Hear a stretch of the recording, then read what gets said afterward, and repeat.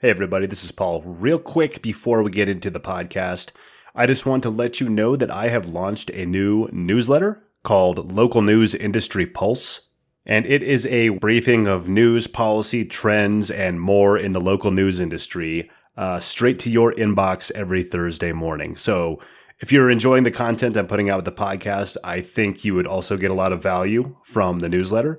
So if you have a minute, go subscribe really quick to Local News Industry Pulse. You can scroll down in your podcast app and click on the link at the very bottom of the show notes right now, or go to localnewsindustrypulse.beehiiv.com.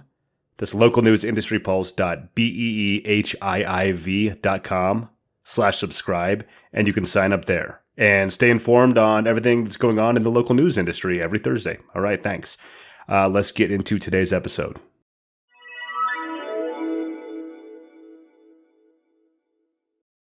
Well, on the GoList app, if you go to the menu section, it'll show you all of the newspapers that are around you that signed up.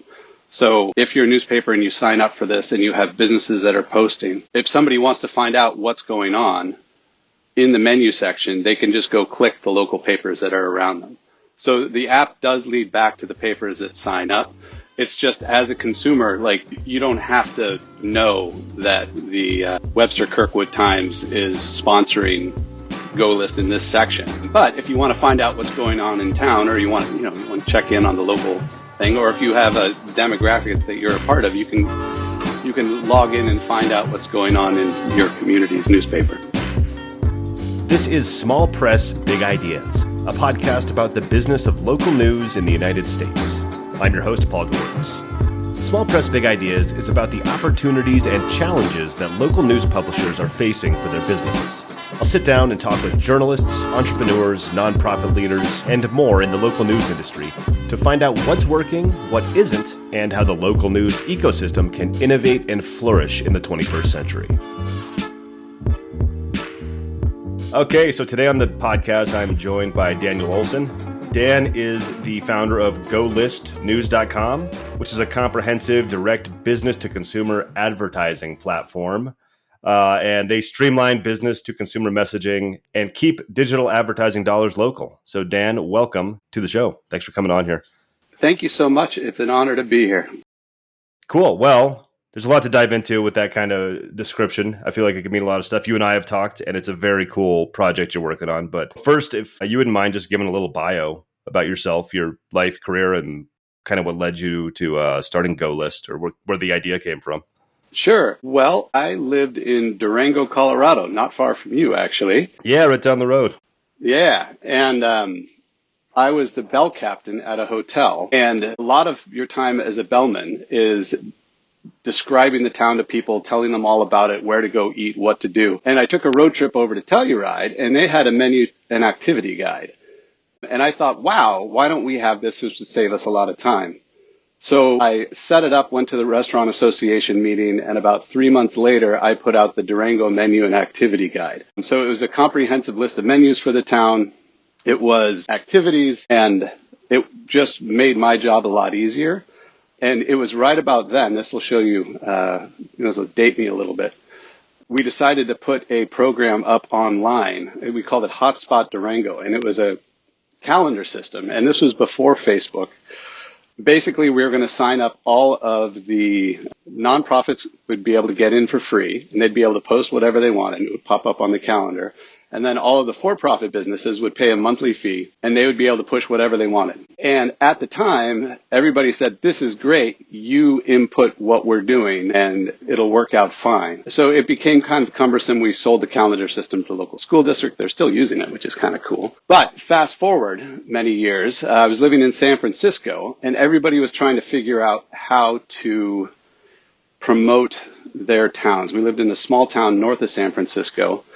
The Chamber of Commerce came out with a platform that was going to highlight all the businesses and highlight what everybody was doing in town. At the same time, our little local events magazine put out essentially the same thing, where all the businesses were going to post and everybody was going to get on board and see what was happening in town.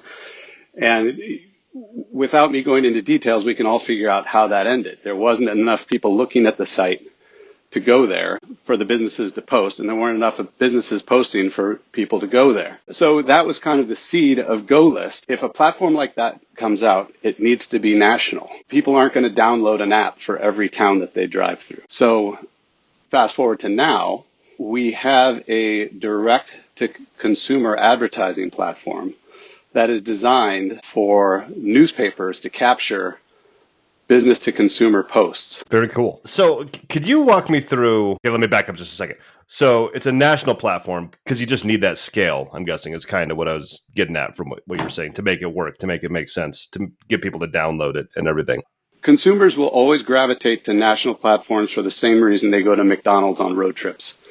It's familiar. You know exactly what it's going to be. You know exactly how it works.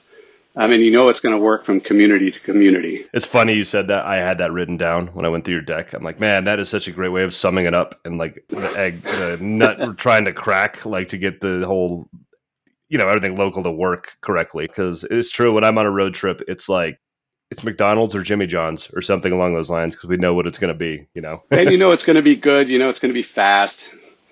So once we moved back to my bio, we moved out of Marin and we moved down to Palo Alto for a job.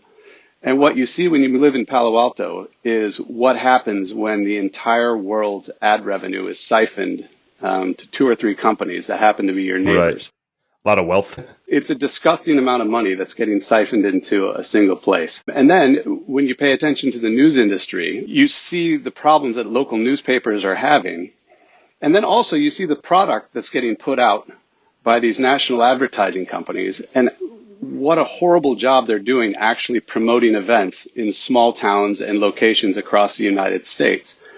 And so you put the two of those together, businesses should be supporting their local news entities, whether that's print, broadcast, or online. And the country is lousy with all of these wonderful people doing the hard work of getting local news put together in a tidy fashion and put out to people, which is really important. And over the last 10 years, we've seen how important that is as it's been going away. So we've combined the two of those things and set up an advertising platform so local journalism outlets can sign up the businesses. The money goes directly to the local newspaper, and they are now in charge of the social media advertising for their local businesses. And from what I understand, the way that GoList works, to make it make sense, is you kind of just take a cut. What is it, 30% or something like that on the back end? Yeah, when a newspaper signs up, all they do is connect their Stripe account. They get an online portal that businesses can sign up through. The business enters its credit card number, and then monthly, the newspaper charges whatever they feel like charging, like for a monthly fee, with $9.99 being the minimum. And the money goes directly, 70% goes directly into the newspaper's bank account, 30% goes into the GoList account. And then we use that money for Facebook advertising and Google advertising to actually push people towards GoList in their communities once they get going. That's cool. I didn't know that. I mean, it makes sense. It's a kind of a win-win situation. Use the tools of the disgusting amount of wealth pouring into San Francisco against them, right? I've heard a few things like that, but I had Coralie St. Louis on here who has a social media app. And like she's kind of using social media in the upfront stages of the project to funnel people into her thing. It makes sense. It's where people are now. Well, we've talked to a lot of businesses, and the most frustrating part of social media advertising for a business is chasing down demographics. Everybody wants to get hyper-targeted demographics. Right now, originally when everybody was on Facebook, that worked great. And when Facebook was allowing kind of direct-to-consumer posts from a business that's on Facebook to go directly to the people who've liked their business, that was fantastic. But now if, 300 people like your business, you're going to have to pay to reach those 300 people. And there's much fewer people on Facebook than before. And if you're trying to reach high school students or college students, the ones I've spoken to almost get angry if you ask if they're on Facebook. The answer is no. So where do you go if you're a business? You have to master TikTok. You have to master Instagram. You have to master Meta. You have to master Google. And businesses just want to run their business. They don't have the time. So This is a way, if you look at my little community in St. Louis, we have demographic specific publications. We have 2 high schools that are by us that have newspapers. We have 2 colleges that are right around us that have colleges that have newspapers. And we have papers that target Latinos, Latinas, restaurants, upscale neighborhoods. And all of those can be reached through GoList. So you're actually meeting consumers where they are. And then to tie it all together, we have the GoList app. And so the app, if you're traveling from town to town to town to town, works in every community that you go into. So if you're a local business and you want to reach upscale people in the town of Des Peres, well, we'll say Ladue, because they have their own little rag, you can sign up as a business for the Ladue newspaper, for the high school there, for University High School, for the LGBTQ magazine, and each one of those will charge you monthly. But if it's something between, $30 and $50 to publish monthly, you're going to be paying less money than you would on a social media advertising campaign, and you're going to be going direct to the people who are reading those magazines or newspapers.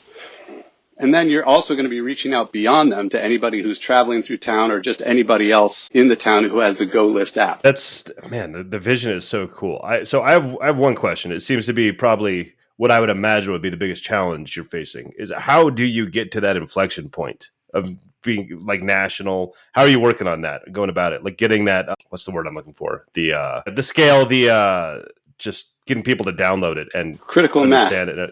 That's the word. That's what I'm looking for. It's early. I haven't had all my coffee yet. That's what I was looking for. No, that's fine. Well, right now we're launching. And so we've piloted with some local papers here. We've gotten everything to work. What we're looking for small market newspapers that have a dedicated readership that want to enhance their bottom line and enhance their business marketplace section. So a business marketplace is what we call the classified section. So we're starting with individual newspapers, but what we would love to do is partner with a CMS system, content management system, to broaden our reach. And it makes a lot more sense if Blocks Digital is saying, hey, we have a new thing, and it will help, you introduced me to Guy Tasaka, who's brilliant. On the podcast before. Yes. He is. He's a great guy. Hi, Guy, if you're listening. I think you're listening.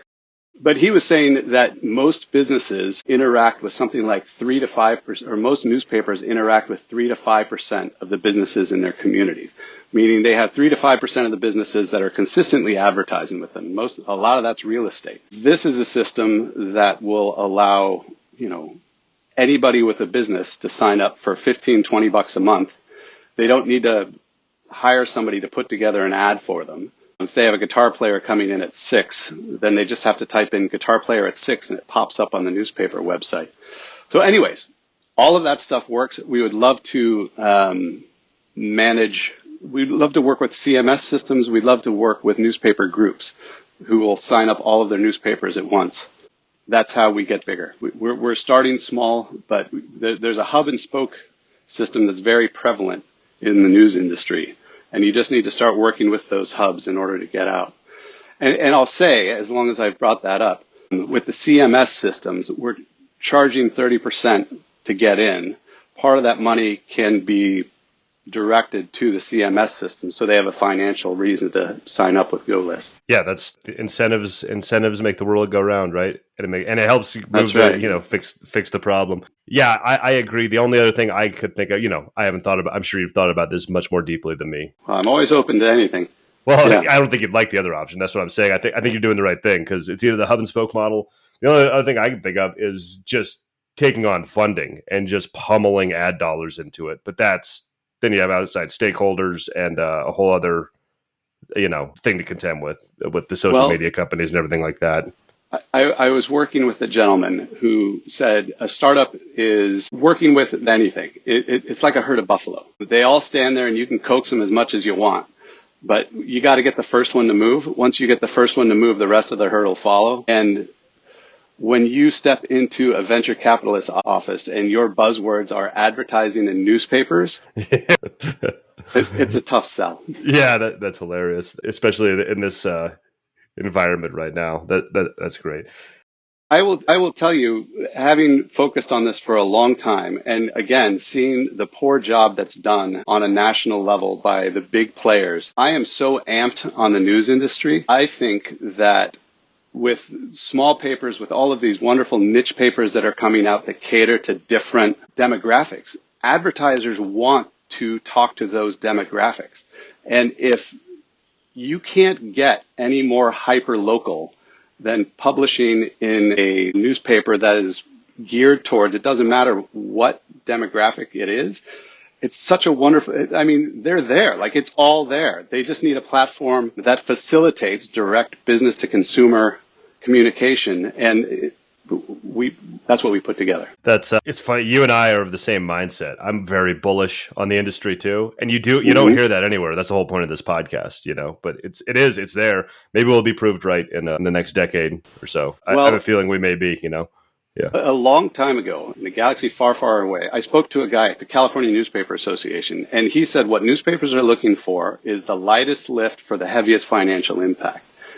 So, I mean, right now to sign up for GoList for a newspaper, it's free. We're going to start charging eventually, but it's a sign up, and then you take an iframe, and one of them is a basic events iframe, which just kind of puts things sequentially onto your website. You just copy and paste the iframe onto your website. You can size it so it's a size that makes sense for you, and then you just have to send out an email saying, hey, if you want to support your local newspaper, this is going to be $15 a month. And they can just start posting like that. The business signs up, they set up their homepage. Once a business signs up, the value proposition is this. GoList is set up so an advertiser can have mobile. So it's an immediate mobile advertising solution for small town papers. Online, their messages will immediately pop up online. In print, there's an option if somebody wants to print this in your paper. The newspaper chooses the fee, and then the money goes directly to the newspaper, and they can print it. And mobile, online, in print, and push notifications. Once a business is up and running on GoList and people have favorited their business, then a business can send push notifications if there's something that's coming up, or if there's a appointment that nobody showed up to and you want to give 15% off, or if you have 3 pies that are going to go bad, but you don't want to say that, you want to say that they're 30% off. It's designed to be really flexible. If you have videos that are going up on TikTok, you can put those there. You can put photos of your business. It's a very simple system, but very effective. That's super cool. It's funny what you said, how those notifications could be super useful. Just the other day, I think on Saturday, there's a kind of a spa place just 3 or 4 blocks from our house. And I got an email and it said, hey, we had 2 people drop out for these massages today. If you sign up, fill out one of these spots, we'll throw in a 60-minute float tank and a 60-minute, I don't even know what it is, a red light sauna. So something like some attractive package, but I didn't see the email because I had my email notifications turned off. I didn't see the email till, the next day or something. And I was like, man, I could have gotten that for my wife or myself or whatever. And so the way perfect it's set up, use case. Yeah. Yeah. A business will be able to type in whatever they're trying to promote, hit go, and their logo and their message will pop up on your phone. Yeah, it's a great feature. And the other thing that I should throw in while we're talking about this is that nonprofits and like government institutions, schools, those guys all can publish for free. So they can, like, if you're out there and you run a nonprofit, you can sign up for GoList, publish whatever you want to the site. It'll go up. You'll get the advertising through the app, and you can utilize the push notifications for everybody who likes and favorites your business. So as a newspaper, if you have connections with the nonprofits in town, you can sign them all up first because they're all signing up for free. They can populate the site. Or if you run a school, you can put the school events all in there for free. And so you have content on GoList, and then you can invite advertisers in to communicate with your school or with your nonprofit or whatever, with your community. Today's episode is sponsored by localpod.co. LocalPod offers podcast production and consulting for local news organizations and only local news organizations. LocalPod creates weekly news podcasts based off of the top stories from your publication. You provide the script, we handle the rest. We narrate your news, edit it, produce it with a custom intro and outro with music, and distribute the podcast to all available podcast apps. Your listeners will see your branding and hear your content in their podcast feed, just like wherever you're listening to right now. Podcasts are one of the most engaging digital formats, which is why we can also help you monetize your podcast as well.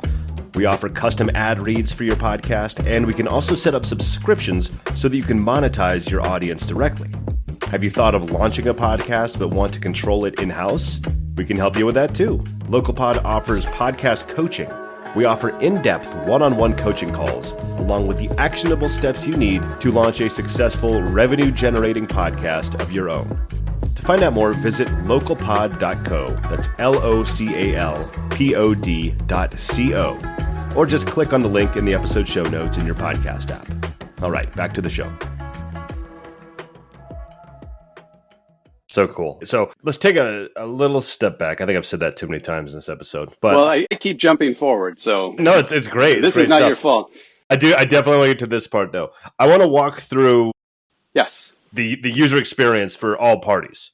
So if you could tell me for newspapers and then for advertisers and then for consumers, like literally when you go to sign up, what do you see? What do you see? You click, you do this.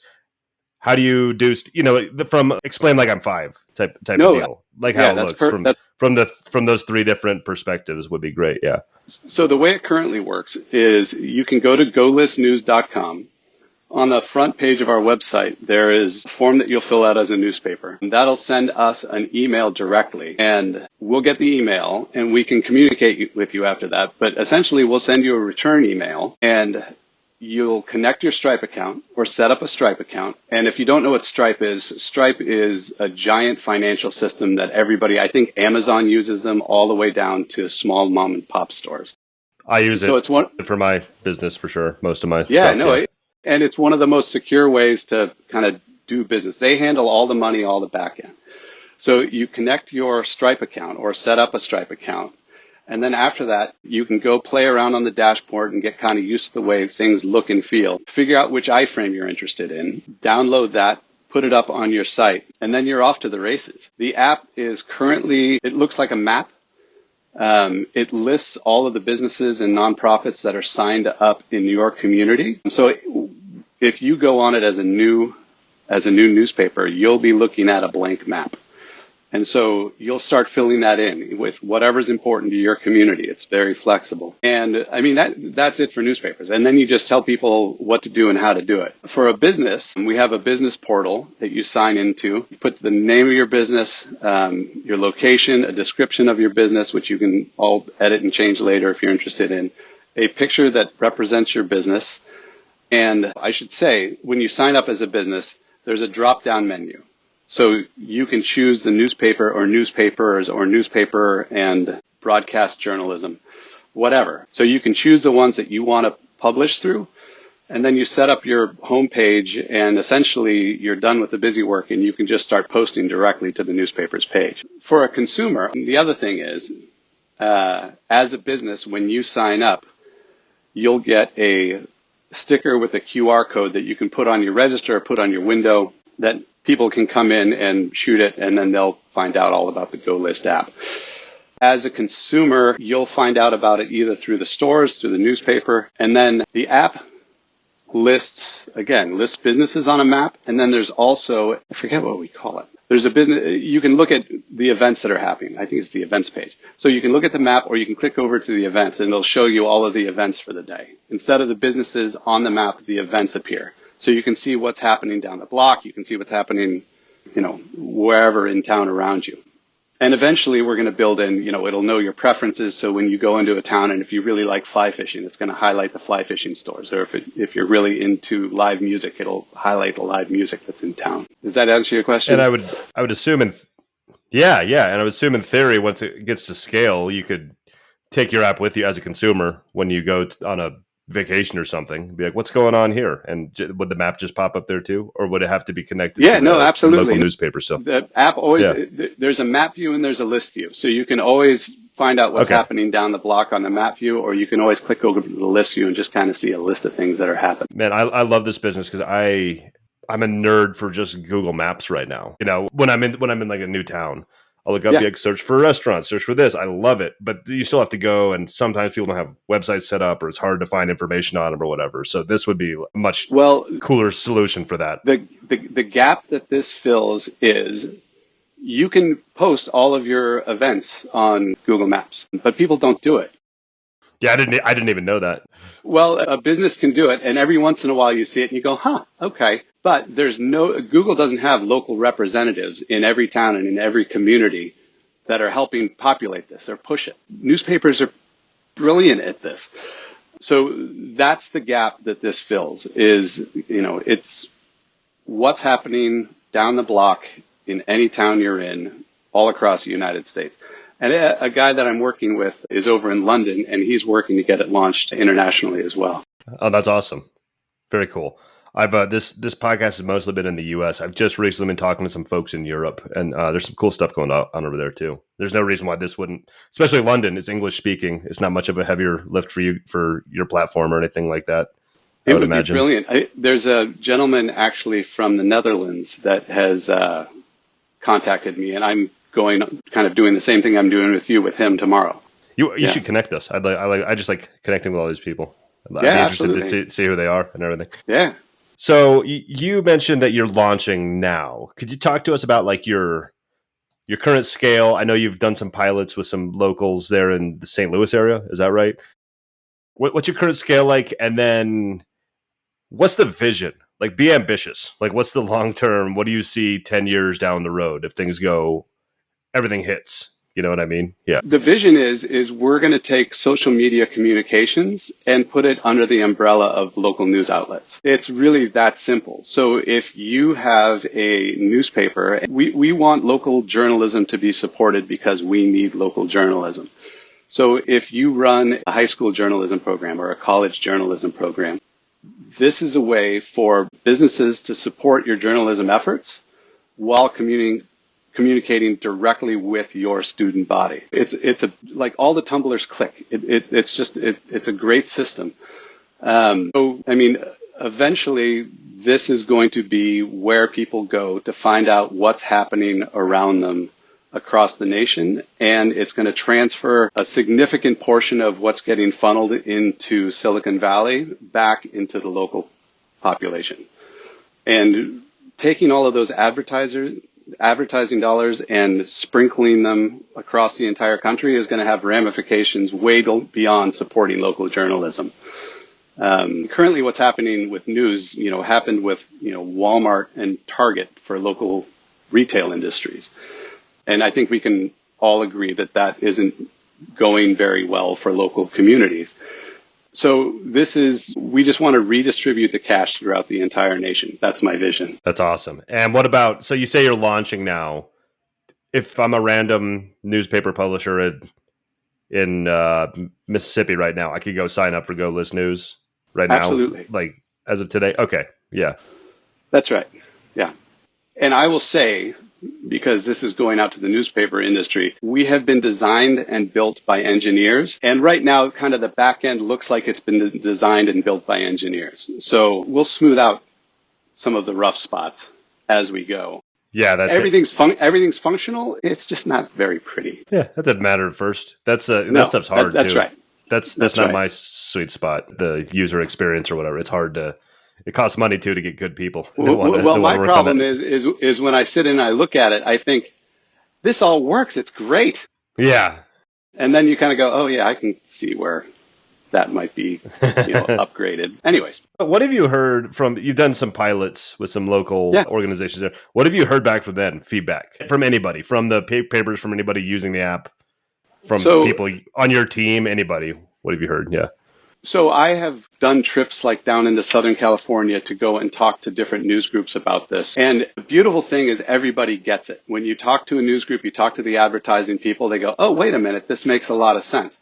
There's groups out there that are doing things that are kind of similar, but making those profitable is tough. Everybody gets that newspapers need a more immediate, direct business to consumer solution, advertising-wise. They love the subscription revenue because if you own a newspaper, you understand the power of consistent cash coming in on a monthly basis. but everybody's waiting for the first big guy to jump. So, when you're we talked to the Long Beach Post, which recently just went nonprofit. They love the concept, but introducing that concept into a city like Long Beach is difficult, which is why we love to talk to small publishers. So the feedback that I'm getting is everybody seems hungry for this. It's basic, and unlike when I was trying to do this in Durango, Colorado, everybody understands that a very effective way to communicate with consumers is just to communicate with consumers. Like, not everything justifies a display ad. Sometimes you just want to get the word out on something basic or something easy. So everybody loves the concept. They're all just kind of waiting for the momentum. And that's where we are now, is we want to seed in different communities and then work momentum.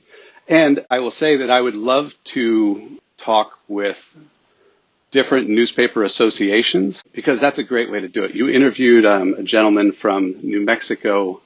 Oh, yeah, Rashad Mahmoud from the New Mexico Local News Fund. Yeah, he's a great guy. And we would love to really populate New Mexico with this.